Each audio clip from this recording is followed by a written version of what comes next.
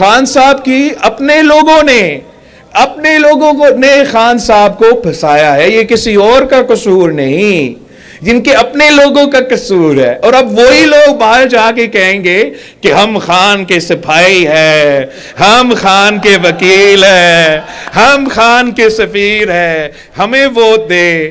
اس نفرت، اس تقسیم کی سیاست کو ہمیشہ کے لیے دفن کریں۔ میں نون لیگ کے نظریاتی کارکن سے اپیل کرتا ہوں کہ نون لیگ اب تو ووٹ کا عزت نہیں، ووٹ کا بے عزتی کروا رہا۔ آپ اگر نظریاتی نون لیگ کا کارکن بھی ہو تو آپ کے لیے بھی ایک ہی نشان ہے، اور وہ یہ تیر ہے۔ میں پی ٹی آئی کا کارکن سے، پی ٹی آئی کا ووٹر سے بھی بات کرنا چاہ رہا ہوں کہ میں جانتا ہوں کہ آپ آج کل جذباتی ہوں گے، آپ کی اپنی فیصلہ ہے، ووٹ تو ضرور ڈالنا، یہ ان کا حق ہے، قائد عوام نے ان کو یہ حق دیا، یہ طاقت دیا، وہ طاقت استعمال کریں۔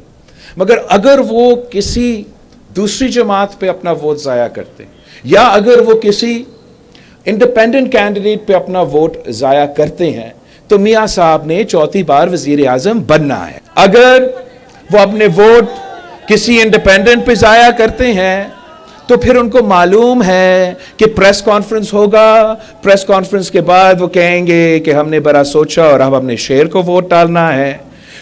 اور میں ویسے ان پہ ترس کرتا ہوں۔ ترس کیوں کرتا ہوں؟ کہ ان کی پورا قیادت، اب ان کا قیادت نہیں رہا، جو نام کا قیادت ہے وہ تمام پلانٹڈ لوگ ہیں۔ آپ کو بھی پتا ہے، مجھے بھی پتا ہے، ان بیچارے کو نہیں ہے، ان کو نہیں پتا۔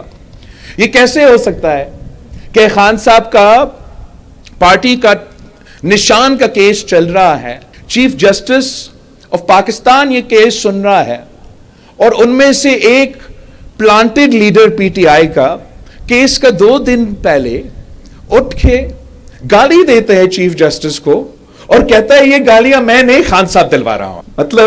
اور پھر کیس جب سنا جا رہا تھا تو وہاں بھی ان کے یہ تمام پلانٹڈ لائرز جو ہے، ان کے پلانٹڈ قیادت جو ہے، وہ جا کے وہ پورا کیس میں کوئی ایک کاغذ بھی ساتھ نہیں لے کر آتے۔ چیف جسٹس ان سے پوچھتے ہیں کہ بطور آپ نے کہا کہ آپ کا یہ جو بانی ممبر ہے اکبر ایس بابر صاحب، اس کو آپ نے پارٹی سے نکالا، کل میں کیس رکھ رہا ہوں، آپ وہ نوٹیفیکیشن تو ذرا دکھائے۔ دوسرا دن بھی آئے، انہوں نے نوٹیفیکیشن نہیں دکھایا۔ تو خان صاحب کی پلانٹڈ لائرز کی وجہ سے، پلانٹڈ قیادت کی وجہ سے ان کا نشان بھی چلا گیا۔ پھر خان صاحب کا اتنا اہم کیس، نیشنل سیکیورٹی کا کیس، سائفر کا کیس، کہ ایک نیشنل سیکیورٹی ڈاکیومنٹ گم ہو چکا ہے، اور امریکہ میں بھی جب ان کا صدر نیشنل سیکیورٹی کا ڈاکیومنٹ گھر لے کے گیا تھا تو امریکہ کے پولیس نے امریکہ کے صدر پہ چھاپا مار کے کہا کہ ہمیں یہ ذرا واپس دے۔ خان صاحب کا اتنا اہم کیس اور ان کا پلانٹڈ لائرز کورٹ میں آتے بھی نہیں ہیں۔ ایک دن گزر جاتا ہے، نہیں آتے، دوسرا دن گزر جاتے، نہیں آتے، تیسرا دن گزر جاتے۔ اتنا اہم کیس خان صاحب کی، مطلب اس کا ڈیتھ پینلٹی بھی سزا ہو سکتا تھا، صرف 10 سال کا سزا ملا۔ اتنا اہم کیس، خان صاحب کے لائرز آتے ہی نہیں ہیں۔ پھر مجبوراً جو جج صاحب ہے وہ حکومت کے کوئی لائر اٹھا کے خان صاحب کا وکیل بنا دیتا ہے، اور اب خان صاحب کا 10 سال کی سزا ہو چکا ہے۔ تو خان صاحب کی اپنے لوگوں نے خان صاحب کو پھنسایا ہے، یہ کسی اور کا قصور نہیں، جن کے اپنے لوگوں کا قصور ہے۔ اور اب وہی لوگ باہر جا کے کہیں گے کہ ہم خان کے سپاہی ہیں، ہم خان کے وکیل ہیں، ہم خان کے سفیر ہیں، ہمیں ووٹ دے۔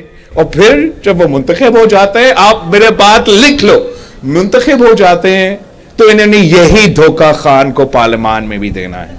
اس سے پہلے جو وزیر اعظم تھا وہ الیکشن میں حصہ نہیں لے سکتے، اور ان کے مخالف جشن منا رہے ہیں۔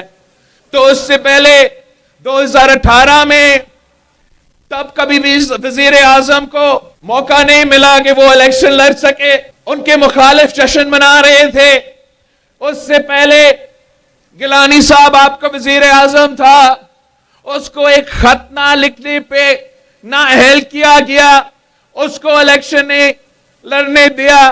وقت کے مخالف جشن منا رہے تھے، آج میں یا پاکستان پیپلز پارٹی کے چیالے جشن تو نہیں منا رہے ہیں. ہم جشن تو نہیں منا سکتے، اس لیے ہم جمہوری پسند لوگ ہیں. ہم قائد عوام کے چیالے ہیں. ہم شہید محترمہ بے نظیر بھٹو کے چیالے ہیں.